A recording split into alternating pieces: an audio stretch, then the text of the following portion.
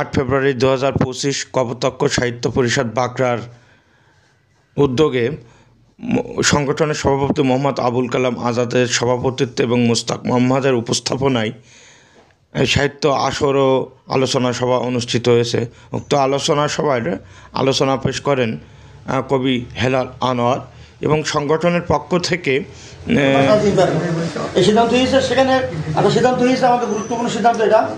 আমরা এবার কবি কাজী নজরুল ইসলাম, মধুসূদন দত্ত, মোহাম্মদ কবি মাইকেল মধুসূদন দত্ত, আমাদের হুসেন হোসেন এবং আমাদের অঞ্চলের একজন মহামনীষী আবুল হোসেনের সম্পর্কে তাদের সমমানায় স্মারকটা হবে, তাদের 4 জনের নামে আমরা বিভিন্ন লোকে আমরা দেব। সেখানে আমাদের বলেছি কবিতা নিয়ে সাধারণ মানুষের ধারণা ও কবিতার কাঠামো নিয়ে এবং সার্বিক বিষয়ে আলোচনা করেন কবি হেলাল আনোয়ার।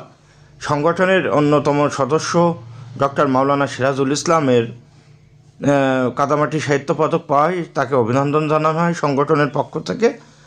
পাশাপাশি কবিতা পাঠে অংশ নেন কবি হোসেন আলী, কবি মশিউর রহমান খান মোহন, কবি AKM শহীদুল্লাহ, কবি গাজী মেহেদি হাসান, কবি সাইফুল ইসলাম, কবি খলিলুর রহমান ও কবি আলতাফ হোসেন, কবি আব্দুর রশিদ খোকন এবং আলোচনা করেন শামিরুল ইসলাম এবং সাহেব আলী সাহেব।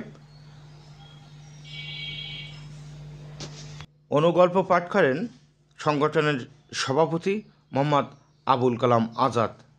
প্রাণবন্ত এই অনুষ্ঠানটি প্রতি মাসের দ্বিতীয় শনিবার অনুষ্ঠিত হয় কপোতাক্ষ সাহিত্য পরিষদের অস্থায়ী কার্যালয়, জনতা ব্যাংকের নিচে, বাঁকড়া বাজার, ঝিগুরগাছা, যশোরে।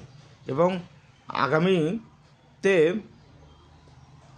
তাদের প্রতিষ্ঠাবার্ষিকী উপলক্ষে বিভিন্ন সিদ্ধান্ত এই আলোচনা